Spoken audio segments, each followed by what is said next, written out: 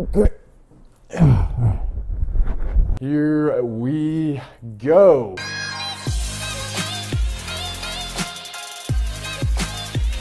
All right, guys and girls. So I get questions every single day about how I got into modeling and how you guys can get into modeling too, and the process that you can go about doing that, right? So today I'm gonna share with you guys how I got into modeling, and then how you can also pursue it, and some of the requirements and the types of modeling that you might want to consider trying to get into. So without further ado, let's get right into it. So I'm sure there's, a ton of different ways to get into modeling, but as far as I know, there's only two main ways of getting into modeling, and I have done both ways of getting signed with different agencies. So the first way is being scouted, and the second way is actively pursuing an agency, scouting an agency. So I've done both. I've gotten signed both ways, and I'll tell you how I did that. So the first time I got signed with an agency, some of you probably have heard the story before. I think I've talked about it before on YouTube. Sorry, I got some shit in my eye right now, but okay, so the first time I got into modeling was when I was 18, and I had been working out for a few years, so I had built what I thought was a pretty good physique. I didn't even have Instagram or anything like that. I just had like a personal Facebook page, but that's it. So I found this photographer in Denver. I live in Colorado, so I found this very good photographer from what I saw from his pictures, and I contacted him and I said, hey, I want to do this photo shoot. What are your rates? And he told me. So I think I paid like $300 to get 6 or 7 edited shots, right? So I went to Denver, did the shoot, and the pictures turned out really well. I'll put some of the pictures up here.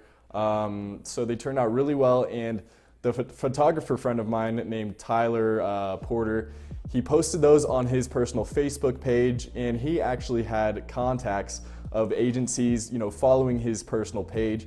So they saw that, and within like a few days, I got contacted by 3 or 4 different little local agencies here in Colorado. So, I talked back and forth with them a little bit, and they invited me down to open castings. And open casting is where you go down, anybody can show up, and they just see what you have, see what you're working with. They might have you do a runway walk, they might have you do a couple spins, take your shirt off, whatever, check out, how fit you are and whatnot.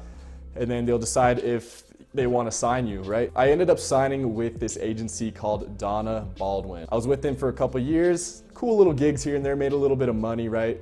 Nothing crazy though, but I had some fun. So that was the first time I got signed with an agency. The second time, I was actually scouted. So this was a little over a year ago. I was actually studying in Italy, and my Instagram page was kind of popping at that time. I think I had maybe 40, 50,000 followers, and this agent contacted me on Instagram, and if you have a big page, then it's kind of inevitable that you will be contacted by agents. I got contacted by a few different agencies, and I ended up signing with one, and they are actually a pretty well-known agency in New York. So I'm not active with them yet because I told them I wouldn't be ready until summer because school is just really tough right now, and I'm trying to focus on that, get that out of the way. But yeah, so that was the second way that I got signed. And so basically I have been on the scouting side of it and also on the scouted side of it. So those are the two main ways that I know of. So my advice to you guys who actually really think you have some solid potential to get into modeling is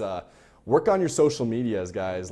Try to meet some people that can take some decent pictures of you, build your portfolio, get some good pictures out there on your social media, Instagram, Facebook, because the bigger you grow and the more influence you get on there, the higher the chances are that you will be noticed and you will be contacted by an agent. But at the same time, you should be on the lookout, going after agencies. If you find an agency that you really think seems reputable, that you would definitely love to work for, then definitely contact them. And chances are, if you really do have potential, they will ask you to come in for a casting. They'll check you out, interview you a little bit, see what your plans are, and then they'll decide if they want to sign you or not. So there's two sides to the coin. I advise that you just do both, be the predator and the prey, right? So that's my advice on how to actually chase and get into modeling. Now I'm going to talk about some of the requirements and some of the things that agencies really look for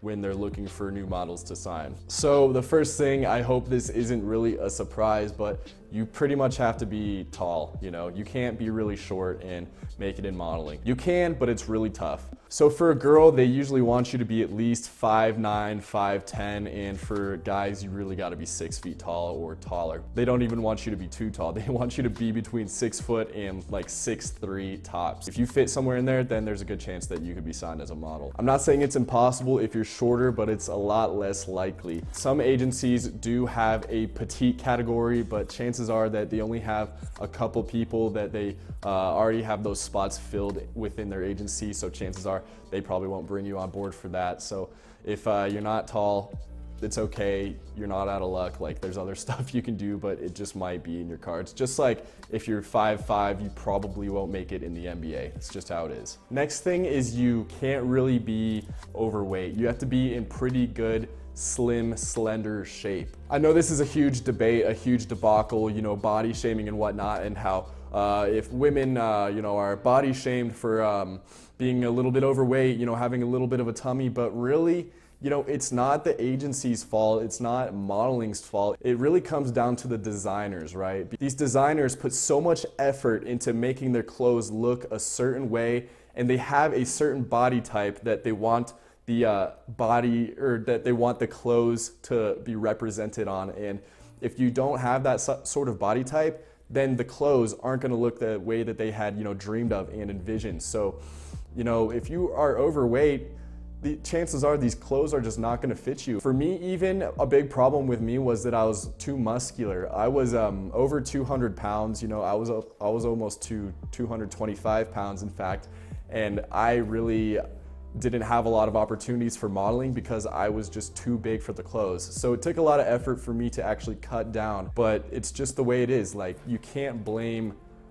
society. It's just, it's art, you know. You gotta look at it from the designer's point of view. They have this vision in their head of how they want the clothes to look, and if it doesn't fit your body type, then it's just not gonna work, you know? So generally for high fashion female models, they want you to be really lean, slender, you know. I know you've seen female models, you know, Victoria's Secret models. For guys, there's a little bit more leniency. You can be either really lean and slender, or you can be a little bit more muscular, have some meat on your bones. You know, these guys like David Gandy, Trevor Signorino, they're a little bit bigger, but they aren't, you know, so massive that they can't fit into clothes. So you can have a little bit of meat on your bones, that's okay, but if you do have more muscle on you, they want you to be shredded. The next thing is the face. So there's kind of two faces that will get you into modeling. One is like the standard attractive face, you know, that's, I'm sorry to be, you know, conceited or arrogant, but that's kind of me, you know, like boy next door type look.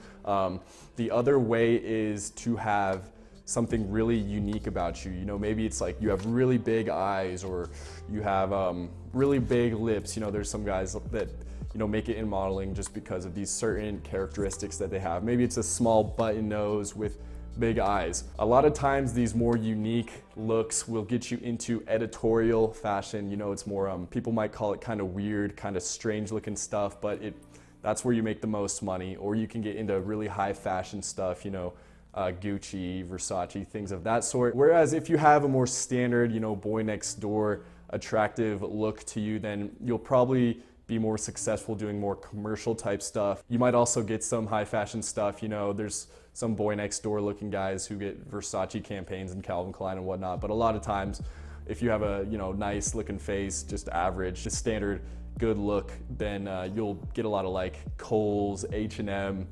PacSun, things of that sort. So that's kind of two sides to that coin too, you know, either the standard good look or the unique attributes to your face.